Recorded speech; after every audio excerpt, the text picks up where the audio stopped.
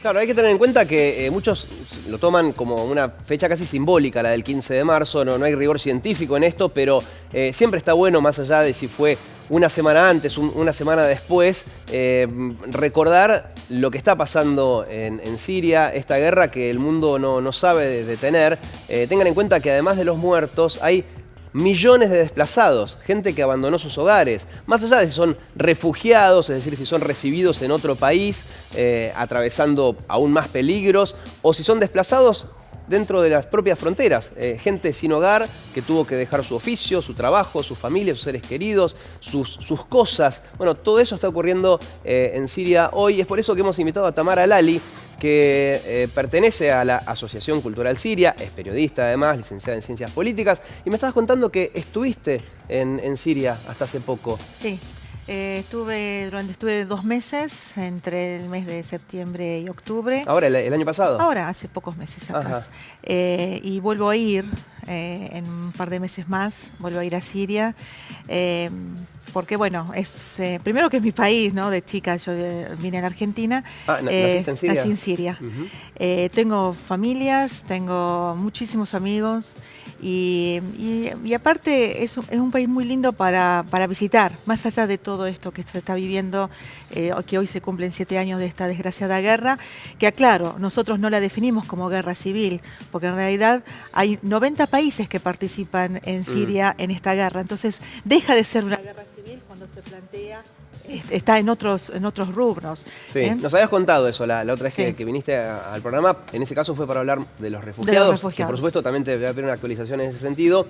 Muchos otros dicen que en realidad sí empezó como una guerra, más allá de si es civil o no, cuando en el contexto de la primavera árabe, 2011, iban cayendo gobiernos, el de Gaddafi, el de Mubarak en Egipto, el de Ben Ali en Túnez, y de golpe llegó este movimiento a Siria. Algunos lo resumen diciendo, bueno, quienes salían a protestar terminaron tomando las armas, pero más allá de los motivos, ¿no? De si es una guerra civil o no, sabemos que el terrorismo también aprovechó esto porque vio terreno fértil. Estamos viendo, por ejemplo, ahora imágenes del antes y después de muchos lugares de Siria. Y esto lo tomo también porque me interesó lo que contaste antes, de que Siria es un país muy lindo, no sé si decir eso era, pero yo vi imágenes, videos y fotos de Siria antes de 2011, y realmente era una belleza. Estamos viendo ahora ejemplos de lugares que ya dejaron de serlo. Exactamente. ¿Qué sentís cuando ves estas a mí fotos? Me genera muchísima tristeza. En el pueblo en que yo nací, que está a pocos kilómetros de Damasco, de la capital, estuvieron frente al Nusra durante 2 años y medio. No lo terminaron de destruir, pero quedó... Digamos, si uno entra a ese pueblo, es muy triste verlo. A lo que yo veía antes de 7 años, porque iba permanentemente a Siria, y esta es la primera vez que fui el año pasado. Las imágenes son de terror. Por supuesto que los sirios son un pueblo, a lo largo de los miles de años que habitan en ese país, parece que los genes que permanecen, lo reconstruyen rápido. Pero ahora vos vas caminando, porque me interesa mucho el hecho de que vos estuviste ahí. Es muy difícil encontrarse con alguien que estuvo, porque todos nos guiamos por las imágenes que vienen. Por lo general, una cuestión de la esencia de una noticia es mostrar el lugar en donde cayó una bomba. Quizás a 2 kilómetros el panorama no es tan desolador como en donde sí lo es. Entonces mi pregunta es, cuando vas caminando por Damasco, supongamos que calculo que fuiste. Sí, claro. ¿Qué se ve? O sea, si vas por lo que sería la plaza céntrica de Damasco. No, ahí no se ven muchos rastros. No se siente la guerra. No, ahí no se ve. En el centro. Se escucha porque obviamente lo que hoy está ahí planteada la guerra en el Ghouta Oriental, se escucha porque está cerca, todo está cerca. A decenas de kilómetros. Exactamente, ahí nomás. Está Jobar, otro de los pueblos tomados por Jaish al-Islam, que es otra afluente de la Al-Qaeda. También se siente porque está el bombardeo permanente, y aparte los obuses y proyectiles que desde ese lugar tiran permanentemente a Damasco. La semana pasada 1.500 proyectiles cayeron sobre la ciudad de Damasco. Es la verdad que es para pensar y asusta no solamente el que quiere visitar. Más allá de eso, Damasco está espléndida, tal como era hace 7 años. Ahora, si vos me decís Homs, que yo fui a Homs, donde fue el epicentro. Homs es donde los llamados rebeldes en su exactamente, momento ahí es donde tomaron como base, ¿no? Que eran quienes era el principal grupo contrario al gobierno. Exactamente. Pensar que Homs está en la ruta de la seda, que es la ruta también del gasoducto que quiso construir Estados Unidos y no pudo, ¿no?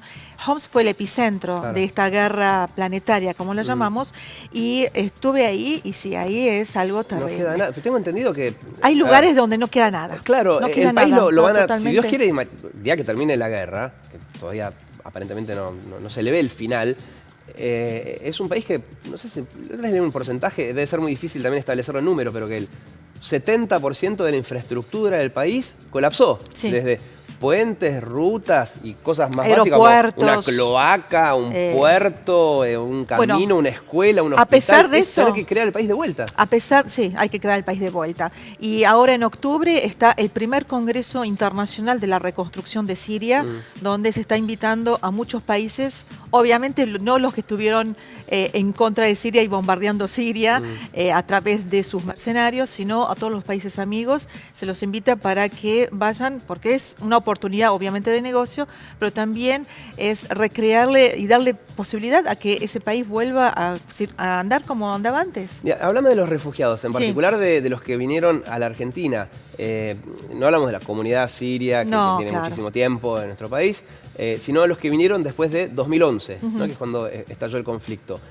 Aproximadamente, ¿cuántos vinieron a nuestro país? 300 y pico de personas. 300 y pico de personas. Sí.